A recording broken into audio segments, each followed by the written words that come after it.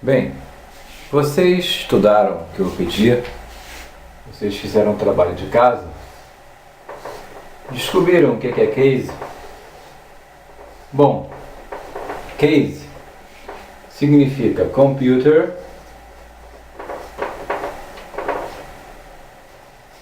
Aided Software Engineering.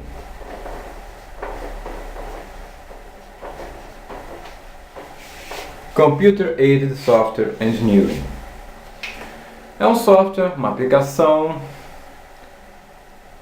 feita para a modelagem de dados e o desenvolvimento do sistema, possivelmente até o código fonte, até o executável, até a geração do executável, né?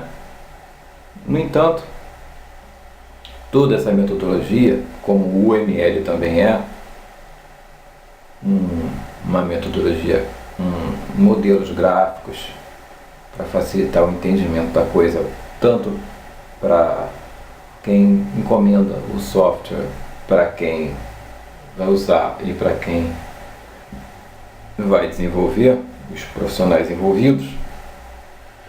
Vai gerar um algoritmo, vai gerar um trabalho para os programadores de traduzir o algoritmo para código-fonte.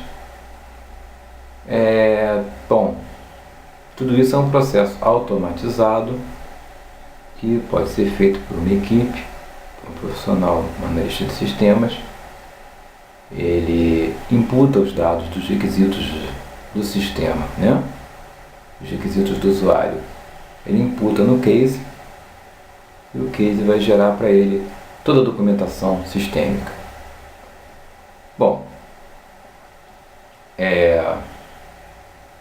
eu anunciei que eu ia falar de linguagem de programação para poder falar da evolução delas, chegar até a orientação a objeto, para poder falar de orientação a objeto, né? No entanto, eu andei pensando e vi que tem uma coisa que eu preciso falar também.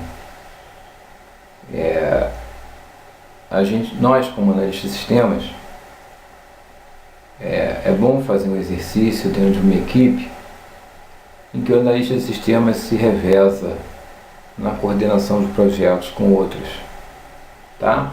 Porque uma das virtudes do analista de sistemas é reconhecimento. O reconhecer perfis das pessoas, o reconhecer os próprios erros, o reconhecer as próprias limitações, o reconhecer falhas, o reconhecer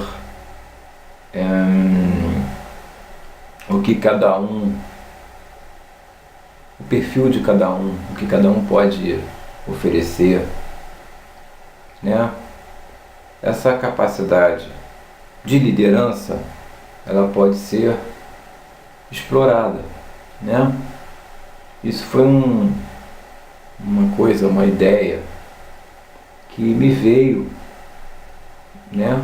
O meu primeiro grande empregador, que foi o Senac, que foi uma mãe para mim, me ensinou muita coisa, e lá eu pude ser coordenador de alguns projetos, ser colaborador de outros, e assim fazer um rodízio entre coordenação, entre gerência de projetos e ser técnico também, né?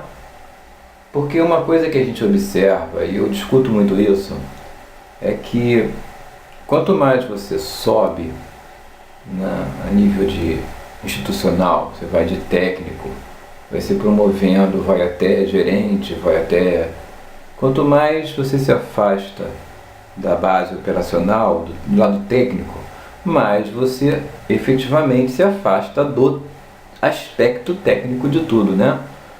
Você se afasta da programação, se afasta do eletrônica, você se afasta do lado técnico, né? E você começa a cada vez mais ser mais político, a ser mais gerente. Você tem um perfil parecido com o gerente de RH, com o gerente de pagamento, com o gerente de informática, com o gerente de comunicação, com o gerente disso, com o gerente de loja, com o gerente de vários setores. Você tem um perfil de gerência, você passa a caminhar junto com o diretor. Você passa a ser um tipo de auxiliar da direção. Quando você vira diretor, você passa a ser um auxiliar do presidente. E então, quando você é presidente, você é só um político. Você é só um representante daquela empresa. Quanto mais você se afasta do técnico, do operacional, mais você efetivamente se afasta do técnico, né? Mais você se afasta das informações técnicas, do que é especializado, das informações especializadas. Você não precisa saber mais qual é o melhor, digamos, se você é da área de limpeza, você não precisa saber que o Omo é melhor que o outro sabão em pó. Você não precisa saber qual é o líquido que limpa melhor a parede. Ah, vamos usar vinagre. Isso aí, quem tem que saber é a faxineira lá. Agora, a gerente dela precisa controlar o horário, saber quanto tempo ela leva para fazer as coisas. Ela está num outro nível, está no nível do planejamento, que as pessoas não entendem porque elas têm que ganhar mais. Entendeu? A gente pensa que chefe, tem até uma piada que diz assim: eu fui comprar um papagaio para minha filha. Na loja do papagaio tinha 3 papagaios. Um custava R$1.000, o outro 5.000, o outro 10.000. A gente perguntava por que o de R$1.000 custa R$1.000? Ah, porque ele sabe mexer na internet. E o que ganha o que vale 2.000? Ah, porque além de mexer na internet, ele conserta computador também. E o que custa 10.000? Por que custa 10.000? Ah, porque ele é chefe. Eu não sei o que ele faz, mas os outros chamam ele de chefe, por isso ele ganha 10.000. Então, o chefe, ele tem aquele paradigma do chefe ser quem não faz nada, quem não sabe nada, quem não... Realmente, quanto mais ele é chefe, quanto mais ele é líder, quanto mais ele vai para cima na empresa, ele se afasta do técnico. É até normal que lhe aconteça isso. É até próprio dele ser ligado a uma pessoa de cima, auxiliar o gerente, auxiliar o diretor. Ele está ali, não é mais para saber o que é melhor para consertar um computador. Ele está ali para saber quantas pessoas ele tem que ter, quantas pessoas são necessárias para fazer tal trabalho, que pessoas servem para aquele trabalho. Ele tem que reconhecer perfis, reconhecer valores, quantidades, tem que calcular tempo de trabalho e gerenciar. Meu nome é Paulo Viana, eu sou analista de sistemas, trabalho com informática há mais de 30 anos e tenho feito vídeos sobre o assunto. Finalizei a introdução ao processamento de dados e agora estamos no capítulo 3 sobre análise de sistemas. Eu citei no capítulo anterior, no vídeo anterior, sobre o trabalho do analista de sistemas e do analista de suporte, né? É claro que o analista de suporte, a gente vai voltar a falar do analista de suporte. Nós vamos falar de manutenção de computadores, o qual é um segmento do analista de suporte, é dar suporte não só às aplicações, como suporte à plataforma. Você vai ter um departamento da empresa que vai ser o Help Desk. Então você vai ter o analista de Help Desk e você vai ter o Call Center, né, ou provavelmente um Call Center, um atendimento de primeiro nível, né, o atendimento de segundo nível e um atendimento de terceiro nível. Mais ou menos como é a estrutura da IBM, por exemplo, em que eles fazem um atendimento de um nível básico. Se esse atendimento não suprir a necessidade, vai um nível maior, até o mais elevado, que é o último que eles chamam, né? Digamos assim, desculpe o palavreado, mas o das galáxias, né? O das galáxias, né? Eles chamam o melhor, o mais experiente naquele assunto, para resolver em último nível, em última hipótese, né? Primeiro eles mandam o primeiro nível, atendimento mais básico, aquele que atende a todos, né? Mas eles têm um atendimento personalizado também, cada pessoa atende um cliente, né? Cada profissional tem sua especialidade em tratar personalizadamente cada cliente, né? Já sabe quem é que vai lhe atender. É claro que isso personaliza o suporte, isso personaliza a demanda, isso dá uma certa condição para o atendimento acontecer da melhor forma. Bom, hoje a minha proposta, como foi anunciada antes, é falar das linguagens de programação, da história delas.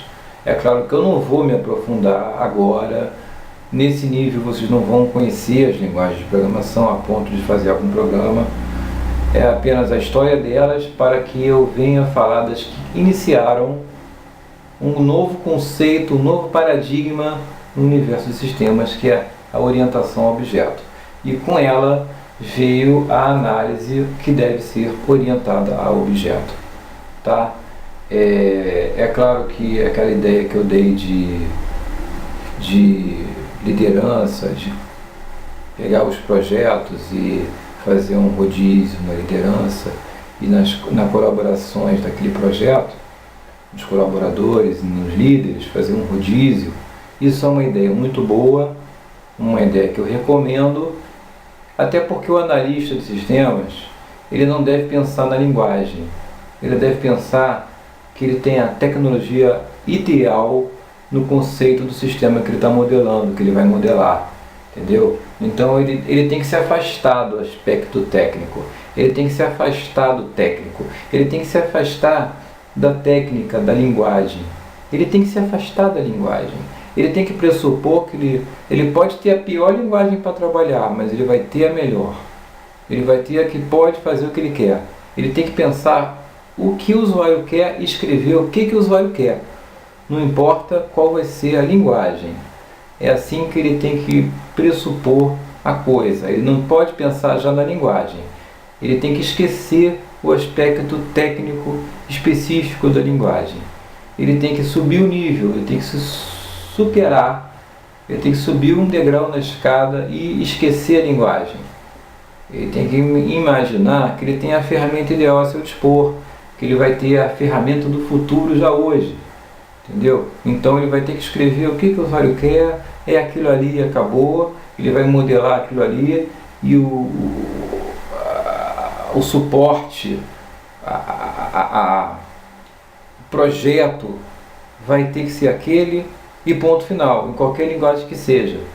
Então, assim como o técnico de informática que conserta o computador, ele tem que estar sabendo do lado técnico dele lá, os caras que estão acima dele tem que se afastar do técnico. Assim o analista de sistemas, ele tem que se afastar da programação naquele momento que ele está fazendo a modelagem, tá bom? Depois, na modelagem, ele vai ter a oportunidade de discutir lá do técnico com os programadores.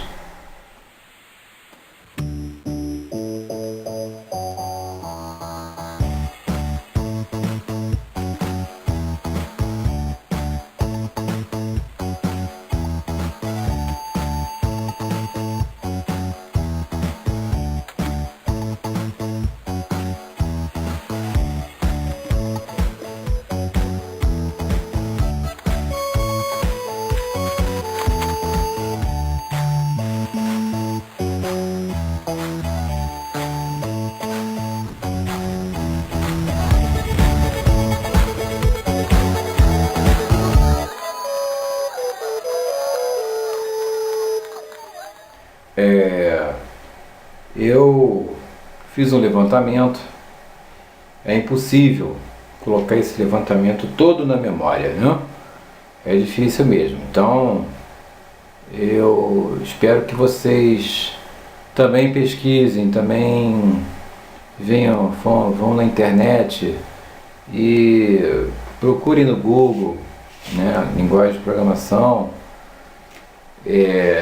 para vocês terem uma história memorizado, né? Poder fixar isso, porque é muita coisa mesmo, né? Bom, disse que o primeiro código, né? A primeira linguagem de programação, o primeiro código feito para programar algum equipamento foi desenvolvido em 1842, entre 1842 e 1843. 1842 a 1843, tá? E quem desenvolveu esse código foi uma condessa, uma pessoa com brasão, nossa, uma pessoa da nobreza, que desenvolveu esse código para uma máquina, digamos, uma máquina analítica, que é a máquina analítica de Charles Babbage, que foi o primeiro equipamento de computação, uma máquina de processamento analítico de dados, que teria sido desenvolvido nessa época, embora o código, todos os códigos que apareceram, todas as linguagens de programação, apareceram na realidade anteriores, né, aos respectivos equipamentos, né? Por exemplo, eu citei que em 1846 veio o mainframe, mas o primeiro mainframe mesmo, o código dele, foi anterior. Em 1943 já existia a linguagem, o código do ENIAC, que foi o primeiro computador de grande porte existente. Então, o código do ENIAC já estava disponível em 1943, antes dos 1946 que eu citei como o primeiro mainframe do mercado, né? Quer dizer, os códigos das linguagens de programação apareceram antes. Por exemplo, da máquina de Babbage, a máquina analítica, Charles Babbage, foi desenvolvido por uma nobre, Ada Lovelace, em 1842 a 1843. Nesse período, mais ou menos, ela desenvolveu um código-fonte, que foi o primeiro código-fonte, assim, consagrado, reconhecido mundialmente no mundo, na história, entendeu? Então eu vou escrever aqui, de 1842 a 1843, né, Ada Lovelace desenvolveu o primeiro código-fonte, né? Ela era uma condessa, né? Era uma nobre da época. Desenvolveu o código-fonte para a máquina analítica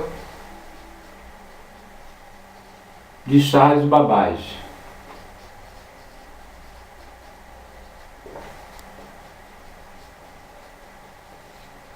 Tá bom?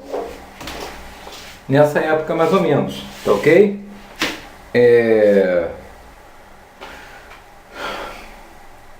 Daí que apareceram curiosos, claro, tendo desenvolvido alguma coisa, mas reconhecidamente em 1952 surgiu uma linguagenzinha, AutoCode. Não ficou muito conhecida, não ficou muito famosa, quase não deu certo.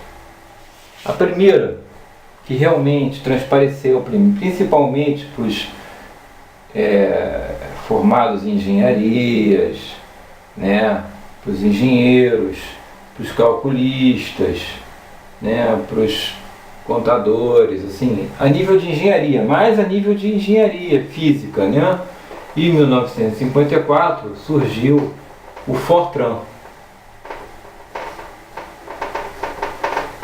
Fórmula Translator, ok? Fórmula Translator, em 1954. Quem criou foi um tal de John Backus, tá ok? John Backus.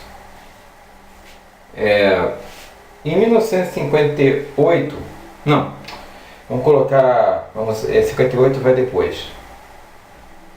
Vamos dizer que em 1955, surgiu uma linguagenzinha chamada Flowmatic.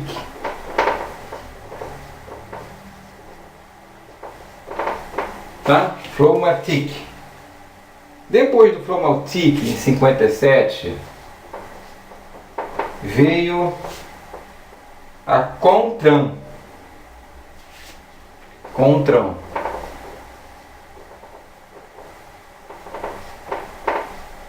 Tá? Até então, todas muito parecidas, sintaxe semelhante, tá? Essas aqui. Uma parece originária da outra, né? Em 59 veio uma tal de FACT, também parecida, bem próxima. Próximas a uma coisa chamada linguagem inglês. Próximas ao inglês. Mais ou menos uma linguagem natural. Próximos. Essas linguagens próximas à linguagem natural deram origem, em 1959, a uma linguagem chamada COBOL. COBOL. Vamos bater palma, tá? Bom, a linguagem COBOL, ela foi desenvolvida por um comitê, tá?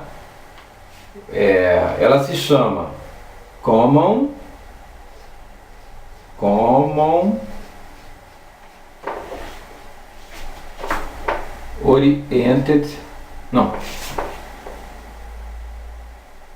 Business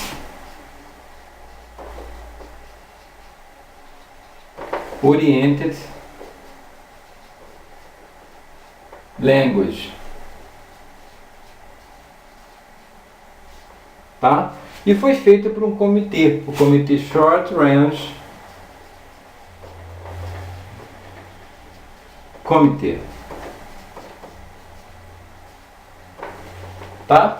Até então, as linguagens mais reconhecidamente famosas era Fortran, tá? Aí ela se igualou em importância, aliás, superou o Fortran, foi o COBOL. O COBOL conseguiu superar o Fortran, tá? Porque ela absorvia o inglês natural, ela tinha como propriedade, característica, o uso de uma linguagem mais próxima da natural inglesa, certo? O que facilitava a identificação, né, do profissional com a linguagem, porque a linguagem era natural, né, mais próxima da natural, a inglesa. Então a linguagem ficou bem próxima da realidade. Você comandava a coisa em inglês e a coisa funcionava. Então isso é uma coisa interessante, uma linguagem natural. Então esse comitê conseguiu embutir a linguagem COBOL como a mais forte, mais popular. E como a linguagem ficou sendo popular, ela ficou sendo unificada por computadores de grande porte. Então os computadores de grande porte adotaram como padrão o COBOL. Em segundo plano, o Fortran. Mas a principal passou a ser o COBOL dali para diante. Entendeu? O COBOL dominou. E eu reconheço que o COBOL, até hoje, é uma linguagem forte. Ela tem uma robusta, ela tem uma secular força por causa da linguagem natural. E por causa da parte de relatórios dela é muito boa. Para gerar relatórios, COBOL é basicamente insuperável em termos de relatório. Para fazer relatório, extraordinário. COBOL é extraordinário para você desenvolver um relatório. Muito bom. E como você em COBOL, você também tem uma flexibilidade de dados, na formatação dos dados, que te permite fazer vários tipos de registro. Você tinha até a ideia de tipo de registro. Você não é obrigado a ter aquela tabela com aqueles rígido e fixo tamanho para cada dado.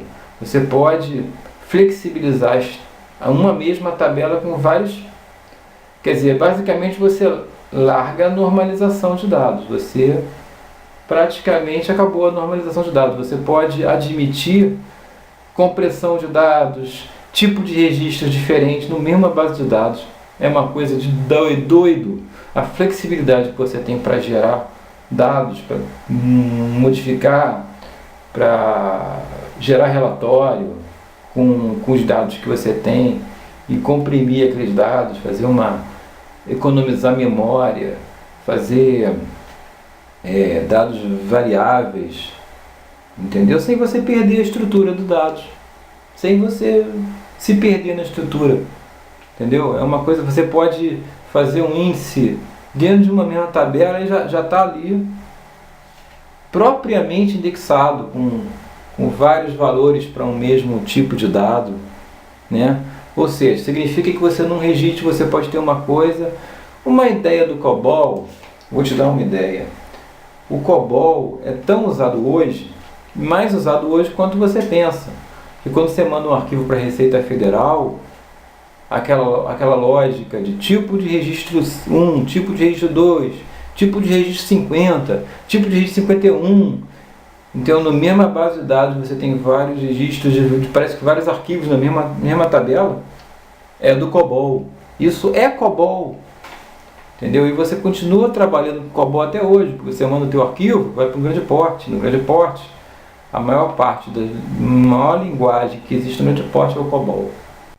Então, podemos observar que a linguagem COBOL, que foi antecedida por essas três aqui, Flowmatic, Contran e Fact, que ambas têm aquela mesma ideia da linguagem natural, foi adotada, né, por um comitê, né?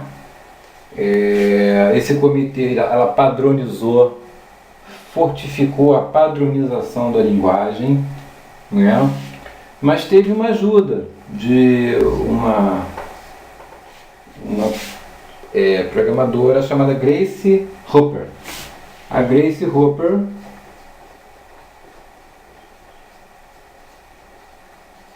forneceu bastante suporte ao comitê para padronizar essa linguagem, tá?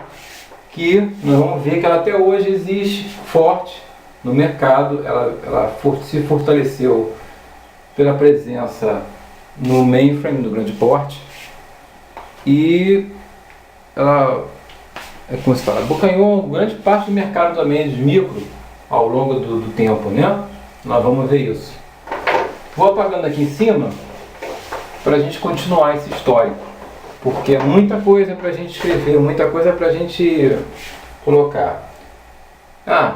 É claro, nessa época aqui é que eu me centrei na linguagem COBOL, mas eu posso dizer que em 1958, né, dentro desse meio aqui, dentro desse período, surgiu uma grande linguagem chamada Lisp. O Lisp surgiu, que na verdade ela se chama Lisp Processor. Lisp Processor. Tá? É uma linguagem que também foi desenvolvida, né, por John McCarthy, né? Aqui nós vemos o criador dela, John McCarthy, tá? Que desenvolveu essa linguagem aí em 1958, mais ou menos nessa mesma época. Um ano depois veio o COBOL, tá? Vamos lá, vamos apagar aqui em cima. E agora nós vamos começar, vai esquentar o negócio, hein? Vai esquentar. Em 1958, surgiu uma uma linguagem bacana também, chamada ALGOL 58. Em 60, ela evoluiu para ALGOL 60, tá? Isso faz parte da história, né? A história. Vamos lá. Então, em 62, tá? Surgiu uma linguagem chamada APL. Também não teve grande importância essa APL não. O que eu posso falar agora é que em 1960 surgiu uma linguagem bacana chamada Simula. Ela é originada do ALGOL, ALGOL 60, tá? Ela veio do ALGOL. Mas qual é a característica do Simula? Aqui você tem uma característica forte. Aqui foi a primeira linguagem que introduziu, vou botar aqui, introduziu o conceito de classes. Certo? Ela não era orientada a objeto, ela não introduziu a orientação a objeto. Mas ela introduziu o conceito que deu origem aos objetos. Porque ela introduziu o conceito de classes. Certo? O conceito de classes veio do Simula. Foi a primeira linguagem que veio de 1960 a trazer um conceito novo, um conceito de classes, que vai ser futuramente o que vai dar origem aos objetos, porque os objetos vão ser de determinadas classes. O primeiro conceito, o conceito primário são de classes. A classe você cria e depois você cria os objetos daquela classe. Então, ela talvez tenha pensado na ideia, mas não concebeu a ideia completa. Ela só chegou a criar as classes. Percebeu? Entendeu a ideia? Então, Simula foi essa linguagem que introduziu as classes, mas não foi até os objetos ainda. Continuando, vamos lá. Em 1964, surgiu uma linguagem bonitinha, né? Cuja característica era ter linha de programa. Você colocava a linha de programa e o comando do lado. Você fazia uma sequência de linhas de código de 10 em 10, de 5 em 5, porque você poderia inserir um comando no meio, né? Você começava de 1, depois 10, depois 20, depois 30, depois 40. Se você quisesse botar um 15, você podia botar, porque estava previsto você colocar um 15 no meio, entendeu? Um comando no meio, um entre um e outro. Você inseria comandos porque você já provisionava, você já botava uma sequência de 10 em 10, de 5 em 5, né? Isso era proposital. Aí você botava a linha de código, linha 1, linha 2, linha 3, linha 4, linha 5 e o comando do lado, certo? Ela é uma programação linear.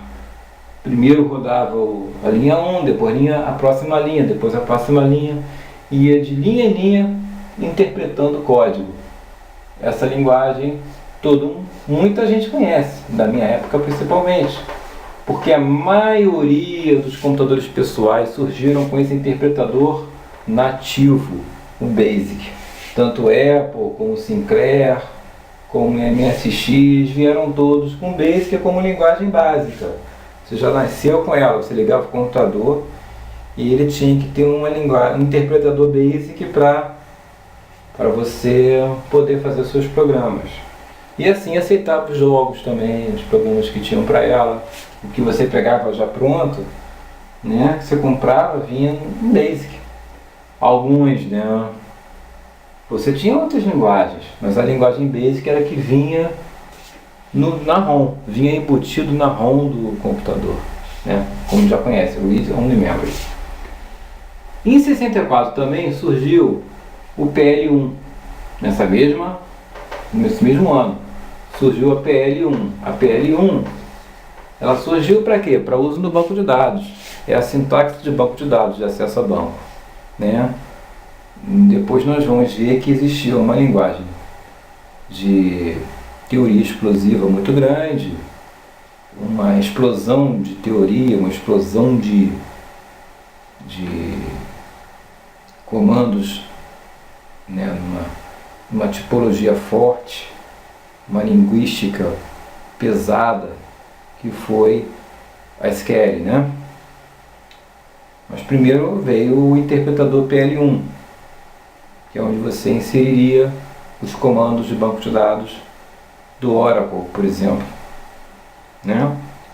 Basicamente foi criada na Oracle.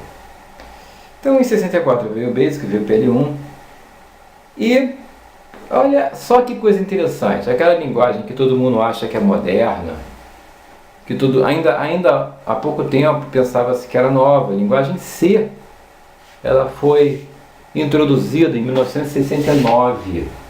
Então vamos apagar aqui, porque já está ficando difícil continuar. Eu não quero apagar o Fortran não, mas vou ter que apagar. Não adianta. Quem não escreveu, não notou, não notou. Já era. Então vamos aqui. Em 1969, de 69 a 73, surgiu um novo projeto criado na Bell Laboratories. De 1969 a 1973, surgiu a linguagem C.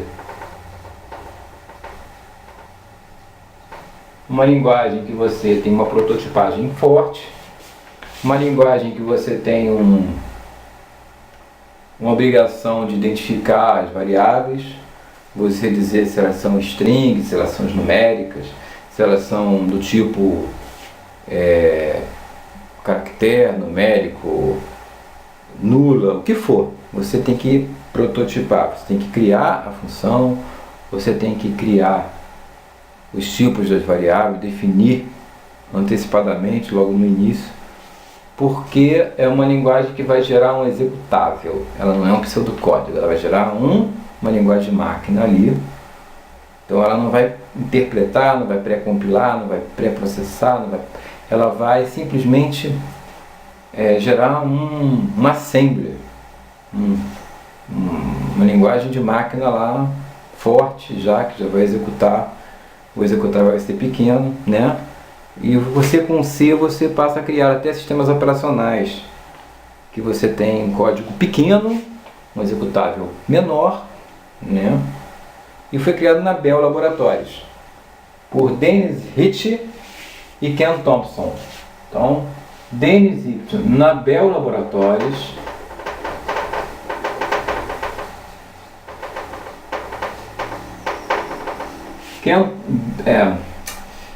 Dennis Ritchie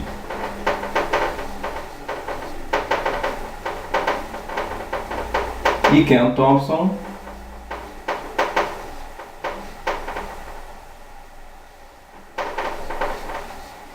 criaram a linguagem C com uma prototipagem forte, é uma linguagem estruturada, bem estruturada, né? Em 70, entre 69 e 73, 1970, veio a linguagem Pascal, de Blaise Pascal, tá? E depois surgiu o Turbo Pascal também, futuramente, tá? Sendo que foi nesse ano que houve o grande paradigma, a mudança de paradigma nas linguagens, né? Porque até aqui, até esse momento, na década de 70 à década de 80, houve um grande movimento. Qual o movimento? O movimento das linguagens estruturadas, tá? Passou até então o Basic, o COBOL, que era uma linguagem que você via, você interpretava linearmente o código, processava uma linha após a outra, e você não tinha muito a visão de funções de UDFs, funções de usuário, né? Antes, até aqui você teve o ápice das linguagens, né? Vamos botar um marco aqui. Das linguagens de programação linear,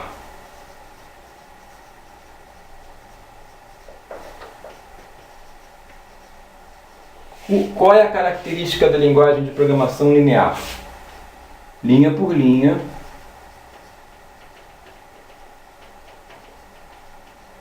e desvios, mais desvios. Você podia desviar, você tinha o goTo, tinha o goSub. goTo ou goSubrotina, goSubroutine ou goTo. Qual é a diferença do goTo para o goSub do Basic? Lembra? Alguém lembra? Bom, o goTo você simplesmente mandava para a linha 200. O programa saía daí onde estava, ia para a linha de número 200, né? E continuava. Se você desse um goSub, digamos, goSub 250, o programa, o raciocínio era já ir para a linha 250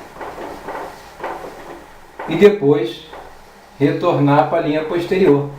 Ele só ia e voltava. Entende? Ele ou ia direto ou ele ia e voltava, goTo ou goSub. Isso fazia com que a pessoa que estava interpretando, entendendo a linguagem de código, o código-fonte, pudesse perder o raciocínio. Porque ia para lá, ia para cá, o programa viajava para a linha tal, depois não voltava mais, ou ia e voltava. Aí você podia se perder no raciocínio. Isso dava margem a perder o raciocínio, perder a lógica da coisa. Aí você tem a ideia de que não pode mais fazer isso. E também agora você também tem que criar a ideia, ter uma linguagem com funções, em que você crie funções com entradas e saída bem definidas, bem claras, para que você não perdesse o raciocínio. Entendeu? E os programadores começaram vamos criar uma lógica de funções, uma lógica que a gente chamou de programação estruturada, que é não abolir goTo, abolir goSub, chamar funções, criar funções genéricas.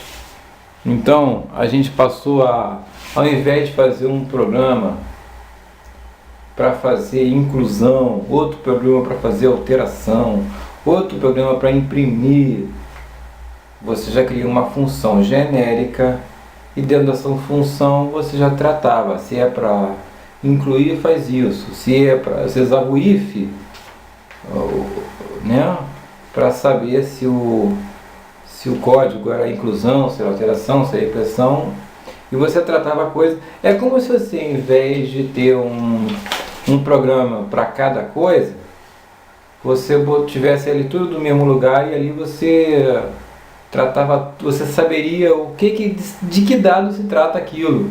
Aquilo ali é um dado para ser processado, aquilo é um dado para ser incluído, para ser alterado, é um dado para ser impresso, ou melhor, você ao invés de você passou a ter a visão de você transferir, por exemplo, teclado e vídeo, fazer um gerenciamento tratar uma coisa de uma forma genérica. Você manda para aquela função se encarrega de saber o que está se tratando, né? Então você está fazendo uma função genérica e estruturada, porque não está mandando para você ir para lá e você tem que ir para lá, raciocinar o código, pensar no código, voltar para onde estava. Você não viaja mais. Você tem uma função que vai passar a ser genérica, que vai passar a tratar o objeto, identificar o objeto que se trata, né, tratar o objeto. Então, ali na programação estruturada, já teve mais ou menos a ideia inicial de objeto. Percebeu? Que quando você manda para a função tal vai reconhecer aquele objeto, você já está lidando com o objeto. Então, a partir daqui, houve um marco em que passou a dar mais valor à programação estruturada.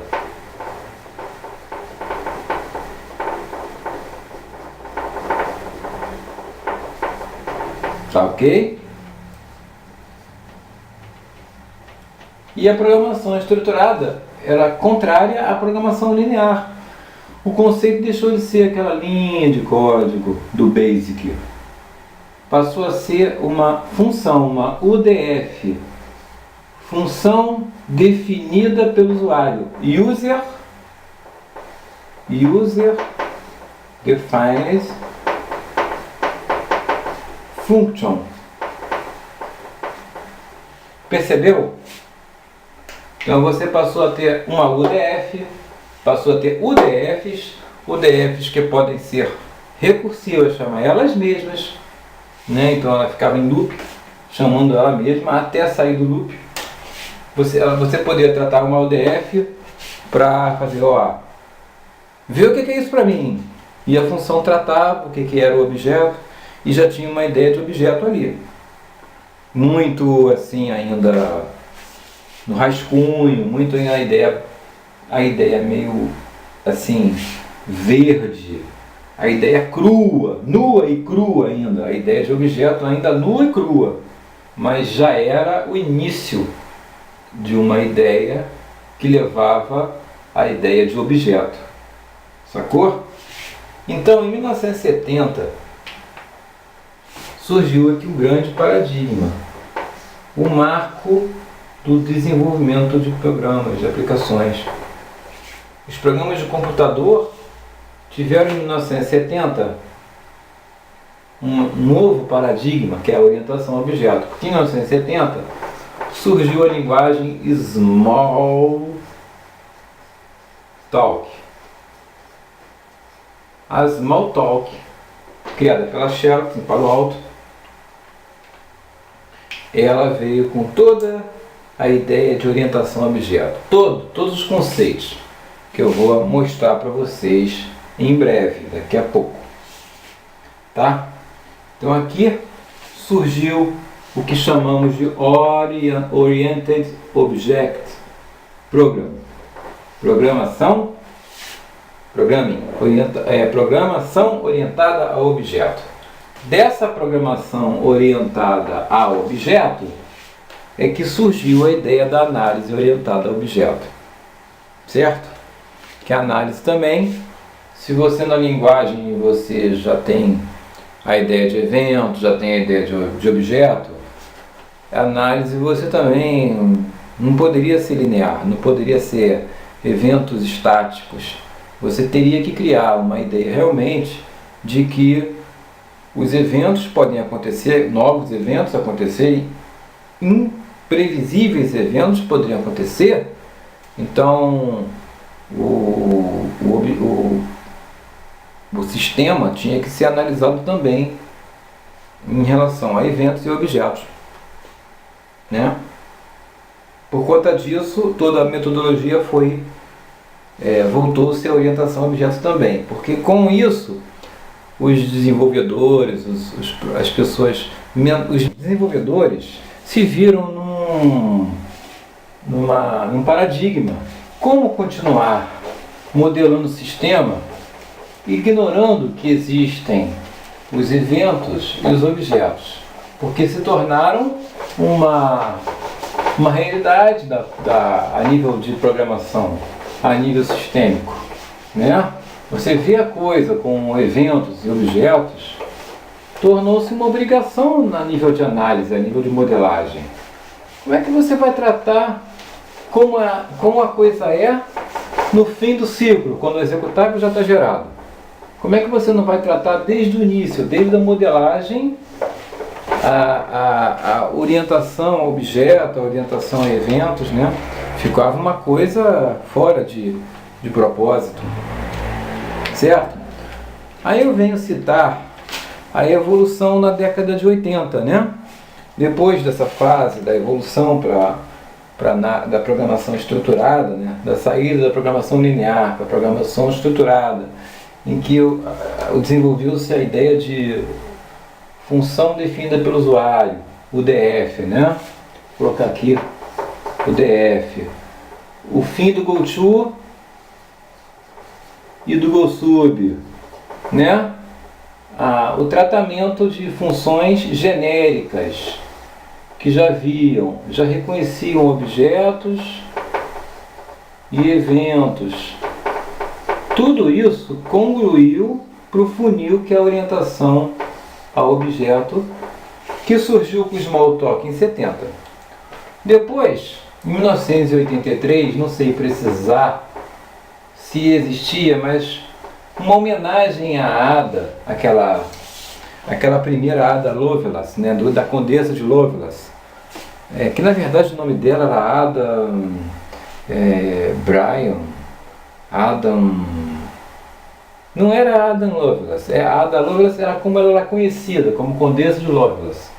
Ela foi homenageada numa linguagem chamada Ada, em 1983, ano também que surgiu a primeira linguagem C orientada a objeto, uma versão da C orientada a objeto, que foi a C++.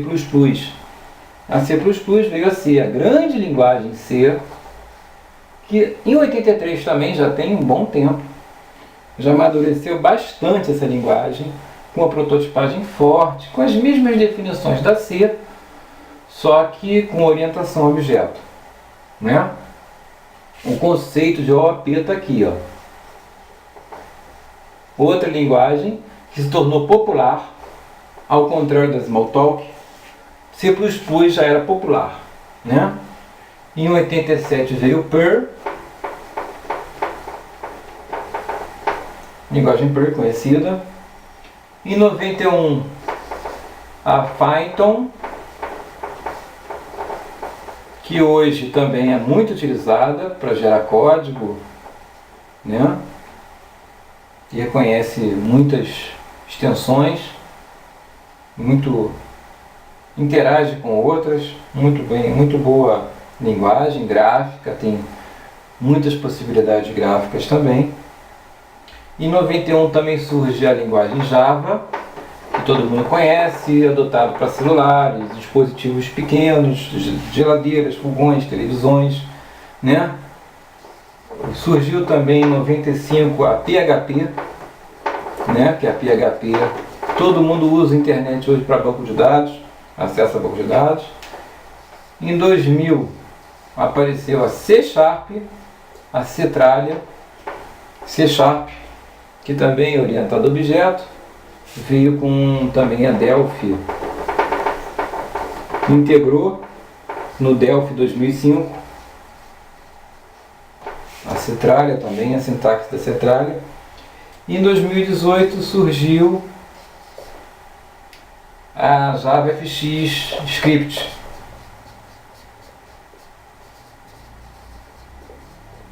Antes já tinha JavaScript, em 95 também.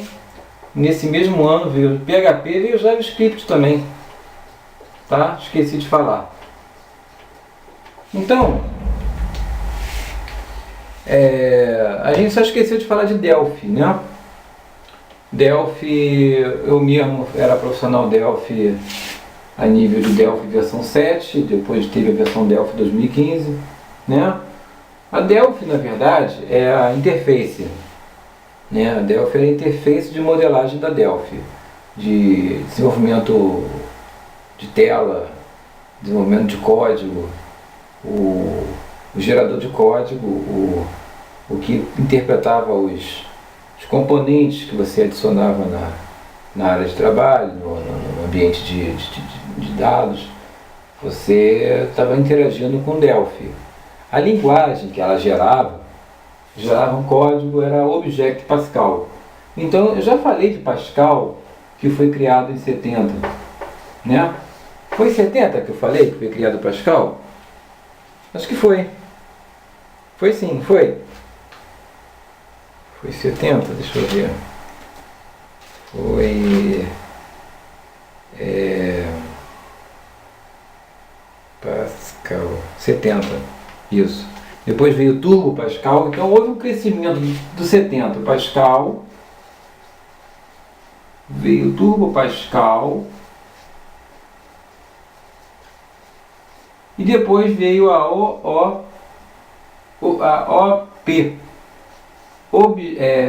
Object Pascal, né? Uma linguagem visual, Object Pascal, que na verdade está com uma interface gráfica chamada Delphi. Dizem que Delphi foi criado em Delphi, né? Porque a linguagem Delphi ela cria um executável nativo, que eu vou explicar também o que é executável nativo também depois, tá? Vou começar a falar disso agora, no próximo módulo, né? Daqui a pouquinho. E aí que eu abordei a maioria das linguagens, sendo que hoje as linguagens que a gente pode dizer que são visuais são Visual Basic, que é uma inovação do Basic, né? Veio do Basic, veio o Visual Basic, é uma linguagem visual que veio para Windows, né? Que o Basic era caractere, agora o Visual Basic veio para Windows, que tem interface gráfica. Adotou orientação a objetos, sim. A gente teve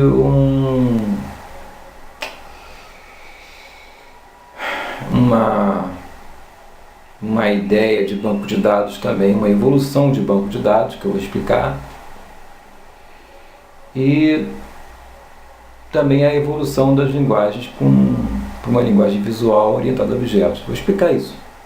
Tá? Bom, não devemos misturar assuntos, né? Mas eu vou ter que falar. Eu sou obrigado a falar, tá? Cronologicamente, vamos dizer assim, em 1985, mais ou menos, porque antes, o que existia de banco de dados era no grande porte, tá? O SQL já era uma linguagem já bem madura, né? SQL surgiu lá na década de 70. O SQL é a linguagem Structure Query Language. É a linguagem de banco de dados. Quando você fala assim, select asterisco from dbarc cont, digamos assim,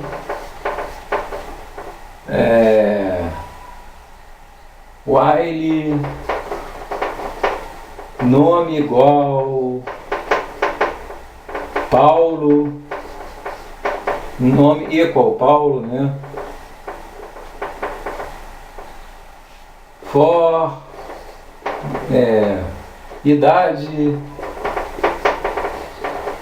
equal 40. Entendido assim?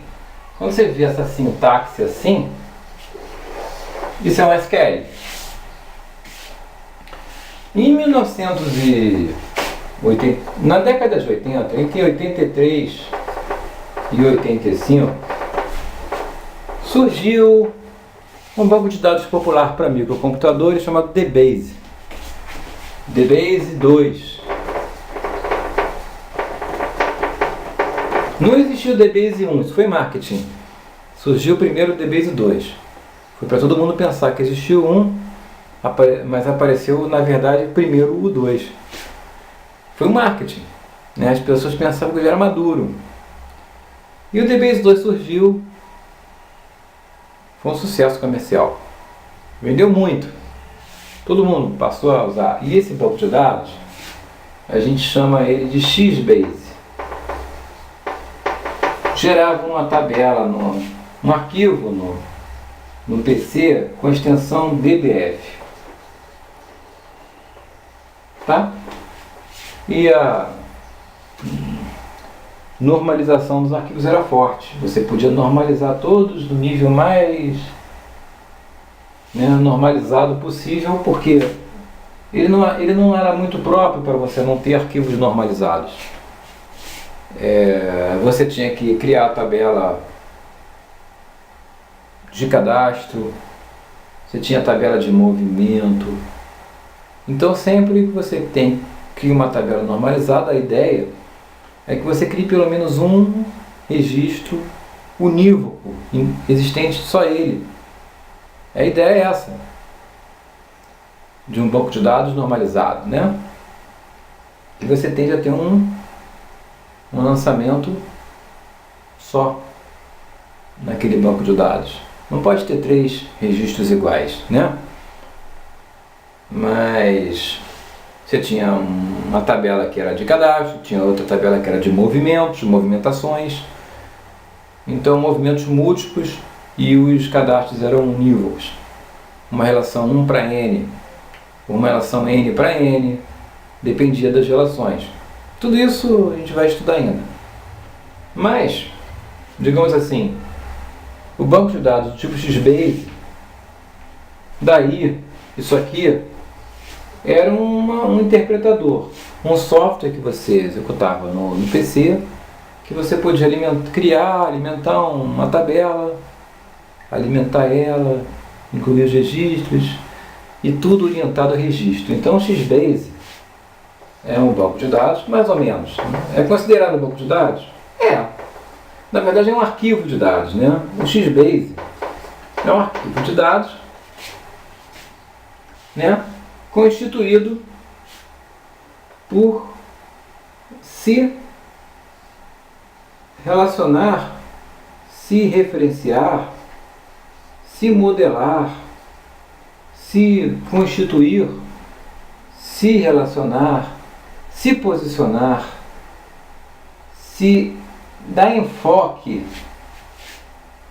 ter ênfase, enfoque, foco em registro.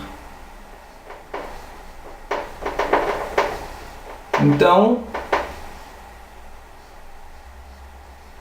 a granulação mínima de uma tabela de banco de dados XBase é o registro. É como ele se orienta, ele é orientado a registro. Tá me entendendo? Isso aqui, ele tem uma linguagem. Mas DBase não é uma linguagem como C, como Basic. É só uma linguagem daquele banco de dadozinhos DBase 2. É um script daquele programa. Não foi construído como uma linguagem. Foi construído como um interpretadorzinho dentro de um aplicativo de arquivo de dados. Vamos definir assim. Não era uma linguagem, era apenas um programa que você chamava e podia criar um banco de dados, uma receita, uma coisa básica, entendeu? Uma coisa simples. Você fazia o seu ficheiro seu cadastro de cheque, seu cadastro de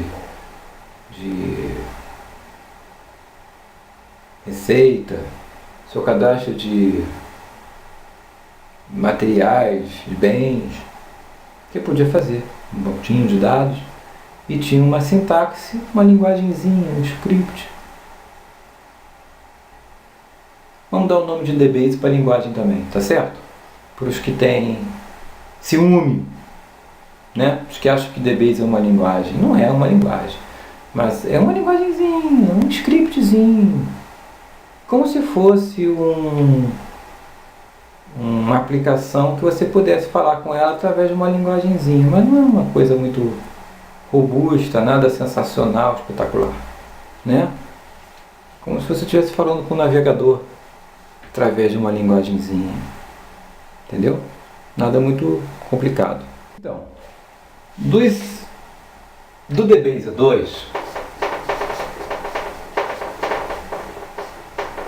que funcionava até nos computadores Apple II, e etc. Surgiu também o DBase 3, cuja versão já era para PC, certo? IBM PC que a gente usa hoje. Continuando a adotar o padrão XBase, que é a extensão DBF, tá? Cuja extensão era DBF. Ele tinha uma linguagem interna lá, uma linguagem DBase, a gente pode chamar assim, mas não era uma linguagem, era uma linguagem linear, mas já admitia você fazer procedures, você adotar os padrões de linguagem estruturada. Só que era um interpretador, perceba bem, DBase era um interpretador. O que é um interpretador? Agora ficou pesado, agora não tem como explicar de uma forma simples, como uma receita de bolo. Eu vou ter que subir um pouco o nível de vocês, dos leigos, né? Vamos dizer, o que é um interpretador? Eu falei para você que o computador, ele só aceita binário, zeros e uns, linguagem de máquina, código de máquina, e isso a gente viu no IPD, tá? Para você gerar esse código, tem dois caminhos. Ou você usa um interpretador, ou você usa o compilador. Antes, existe aqui uma linguagem, tá? Certo? Aonde está o DBase? Está aqui. E o que era ele? É um programa que você põe na memória, ele vai linha a linha do teu código e interpreta ele, traduz linha por linha em código de máquina para isso aqui executar linha por linha. Isso é o interpretador. Qual é a segunda versão? A segunda versão é o compilador. O compilador, ele não é em tempo real. Não. O interpretador é tempo real. Ele pode estar... Você é um programa que você abre na memória, que você executa na hora e ele interpreta o teu código na hora, em tempo real, linha por linha. Ou ele está lá no seu navegador, o interpretador, e você submete ao navegador um código HTML, uma página, que tem ali um script que ele vai linha por linha interpretar. E isso é um interpretador também. Então o interpretador Java é um interpretador, porque o Java, você pode ter Java, o mesmo código Java, rodar no Apple, rodar no PC, rodar no MSX, rodar no grande porte, porque é o mesmo Java. Você vai botar um interpretador naquele navegador daquela plataforma, um interpretador Java está ali. O código é o mesmo que roda aqui, que roda na outra plataforma, que roda no PC, que roda no Macintosh, que roda no Apple II, que roda no SX, é o mesmo código. O que muda é o interpretador que está no navegador, embutido. Então você tem um interpretador Java ali, naquele navegador de cada plataforma, e o seu código você pode distribuir para qualquer um que vai rodar. Porque ele vai interpretar linha por linha em tempo real no seu navegador. A função do interpretador. Agora vamos ao compilador. O compilador é diferente. O compilador já tem que saber para que plataforma minha aplicação vai rodar.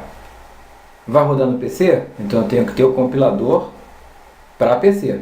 Vai gerar um executável para PC, para aquele processador. Se você for tentar rodar no Macintosh, não vai rodar. A não ser que ele tenha um emulador daquele sistema. Mas se não, eu vou compilar naquela plataforma e vai rodar só naquela plataforma. Porque o meu executável, para a minha linguagem de máquina que ele vai gerar, já vai estar no CD, gravado ali. Ele não vai ser interpretado. O meu código não vai ser interpretado em todos os lugares. Ele vai ser interpretado e já vai ser o código de máquina já interpretado, já colocado ali no arquivo. a máquina não vai precisar fazer nada, ele vai simplesmente rodar aquilo. No que ele vê uma coisa que não for para ele, ele vai dizer, opa, o arquivo está corrompido, isso aqui não é para mim não. Por quê? Porque o meu compilador tem que ser para aquela plataforma, tem que ser para aquele sistema operacional, tem que ser para aquilo. O meu compilador, se ele é 64 bits ou 32 bits, ele vai rodar no sistema operacional de 64 bits. Mas se o meu compilador é 16 bits, não vai rodar nos 64 bits. O meu executável vai ser próprio para aquela plataforma. Vai ser específico. Se eu compilar um programa para Macintosh, não vai rodar no PC. Se eu compilar um programa para Sinclair, não vai rodar no Mac. Não adianta.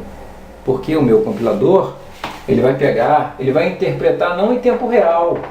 Ele vai interpretar uma vez só dentro da minha máquina, vai gerar o executável já pronto, já interpretado. Então quando eu pegar o meu executável aqui e jogar para a máquina, ele vai ter que ser compatível. Já o interpretador não, o interpretador eu posso botar num PC, posso botar outro interpretador no Mac, e fazer a mesma aplicação, o mesmo código-fonte ser interpretado em tempo real. Vai ser em tempo real que o computador vai pegar aquele código, vai transformar ele na linguagem da máquina dele, que ele entende. No código que aquele processador é capaz de rodar. Vai ser em tempo real. Isso é um interpretador. O compilador não. O compilador ele vai ser feito isso naquela máquina que foi compilada, preparado no ambiente de desenvolvimento. O executável vai ser gerado, esse executável vai ter que ser próprio para aquele processador, para aquele sistema operacional. Entendeu? Então é um processo diferente. E um é um fonte que é interpretado e o outro não é o fonte que está sendo levado, é o executável. E esse executável já foi interpretado na hora ali no compilador, já foi gerado ali a linguagem de máquina específica para aquele processador e acabou. Se não for para aquele processador, se para aquele sistema operacional, não vai rodar. Entendeu? Por isso, a portabilidade do interpretador, o interpretador é mais portável, né? E o compilador é mais proprietário, mais específico para determinado processador, plataforma. Em outro capítulo, eu vou explicar melhor esse lance de interpretação e compilação, tá? Porque não é o foco aqui. Mas o que eu posso dizer é que do DBase 2, do DBase 3, que dentro desse aplicativo tinha uma linguagem que era interpretação, era um interpretador. Ele ganhou um compilador, um produto à parte de terceiros que chamou-se de Clipper. Primeira versão, Clipper Autumn 86. Segunda versão, Clipper Summer 87. E a última versão do Clipper foi a Clipper 5, que veio a 5.01, depois 5.2, depois 5.3. Tá? A 5.3 foi a última, tá? E até aqui o ambiente era caractere DOS, tá? Posteriormente, criou-se uma plataforma chamada Fivewin, Clip4DOS, Fivewin e outras, que são capazes de, colocadas bibliotecas, gerarem um Clipper para Windows, para interface gráfica, tá? E também o Clipper 5.01 ganhou uma extensão de orientação a objeto. E eu vou explicar agora o paradigma da orientação a objeto dessas linguagens, tá bom? Antes de mais nada, antes de apagar a tela e antes de falar de orientação a objeto, eu vou fazer uma colocação, que esses compiladores que surgiram para DBase, tá? Eles abraçaram, né? Eles abraçaram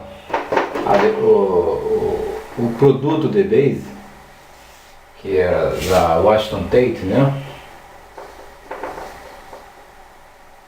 Aí eu não vou nem me centrar na produtora, porque não sei nem se ainda existe. Eu sei que o Clipper, um produto feito para DBase, um compilador, passou a ser um compilador O fabricante era Nantucket, que posteriormente da Nantucket virou Computer Associates, CA, né? Era uma cooperativa americana, Computer Associates, que incorporou esse produto aqui, que era um produto maravilhoso. Era simplesmente uma linguagem que se usou o C como compilação básica, né, do produto.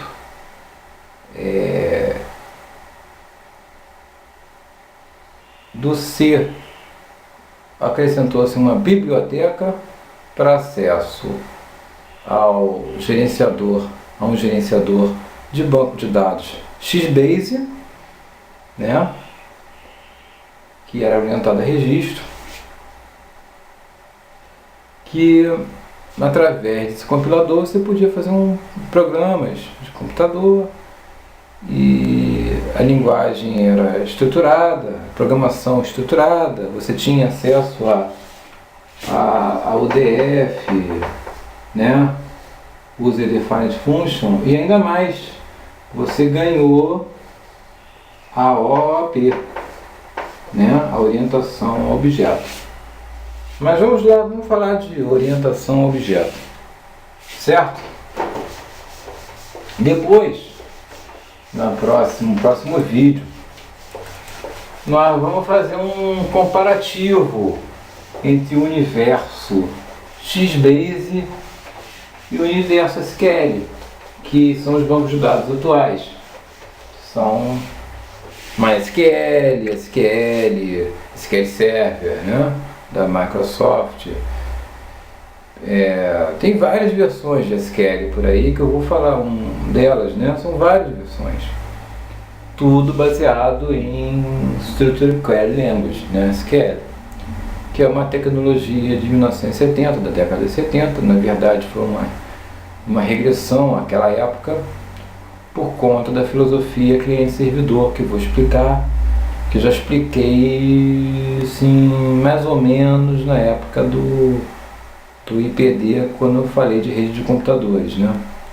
Mas eu vou me aprofundar na filosofia cliente-servidor, porque faz parte, a orientação ao objeto também fez parte a filosofia cliente-servidor também. Então, quando você faz um sistema, você modela um sistema pensando nesses dois prismas, a orientação a objeto e eventos, e o banco de dados, né, tem que ser analisado, a modelagem de dados, visando qual também será o seu banco de dados, né, porque hoje você não tem uma opção só.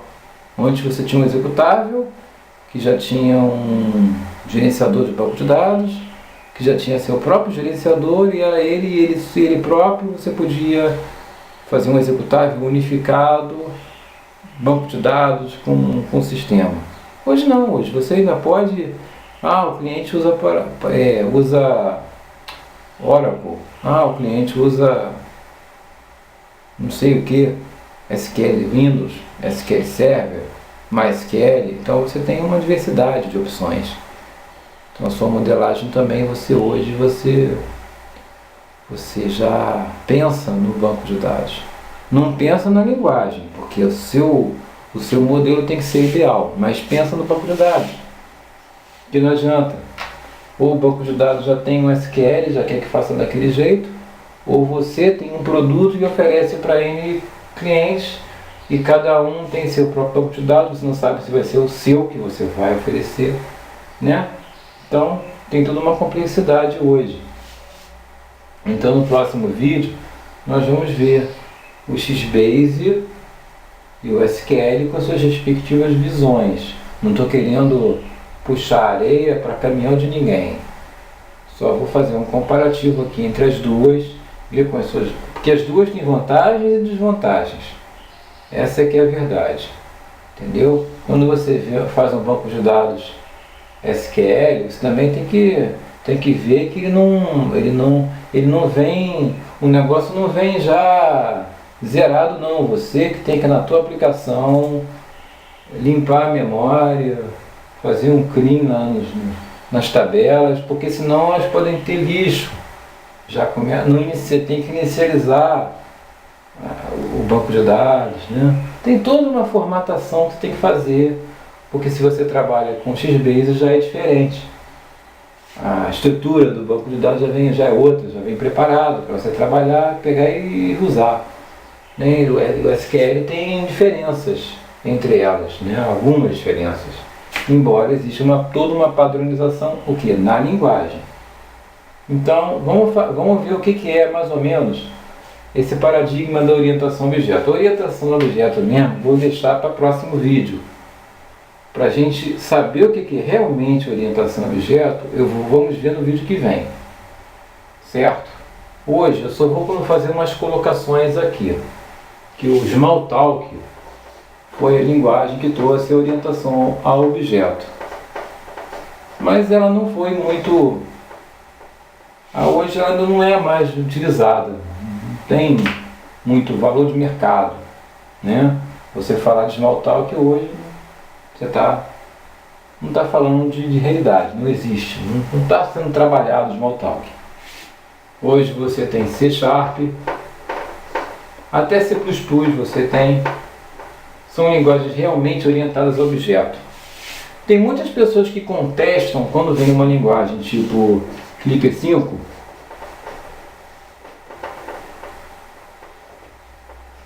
e disse que ela é orientada a objeto.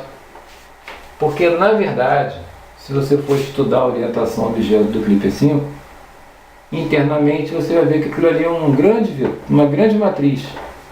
Eles pegaram a matriz, fizeram um grande vetorzão lá, e daquela maneira, encapsulado ali, eles viabilizaram a orientação a objeto.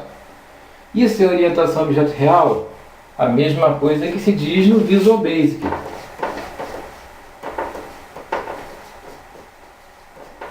A orientação ao objeto do Visual Basic também é discutível. Ela também é...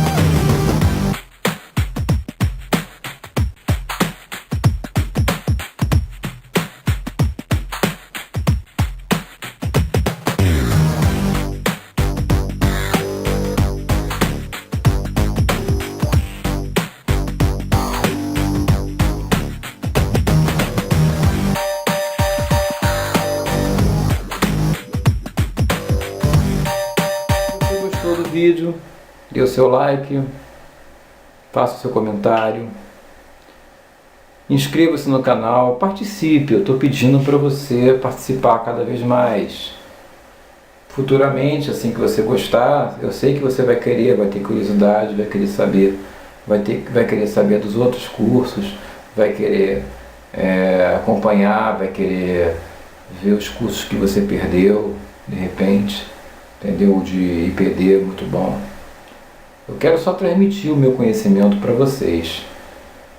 Tá entendendo? Eu não quero dinheiro, eu não estou pedindo depósito da minha conta, no meu cartão de crédito. Eu não estou pedindo para vocês pagarem conta minha, não estou pedindo nada. Eu não estou querendo ficar rico, eu não estou querendo ganhar dinheiro com essa causa. O que me interessa é passar meu conhecimento antes de ir para o cemitério, só isso. tá bom?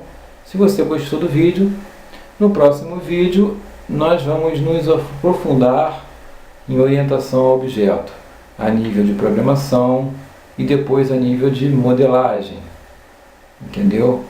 E nós vamos fazer um comparativo entre os bancos de dados padrão XBase e os atuais SQL, com explosão teórica fantástica, mas com seus vantagens e desvantagens, que vão ser desvantagens e vantagens tanto para o usuário quanto para o desenvolvedor ou de nós, tá? É uma questão vantajosa e uma questão de desvantagem também para outros, tá bom? Algumas vantagens e outras desvantagens. Não é só vantagem não, gente, tem desvantagem também. Então nós vamos analisar tudo isso e fazer essas colocações no próximo vídeo e vamos continuar no curso de análise de sistemas.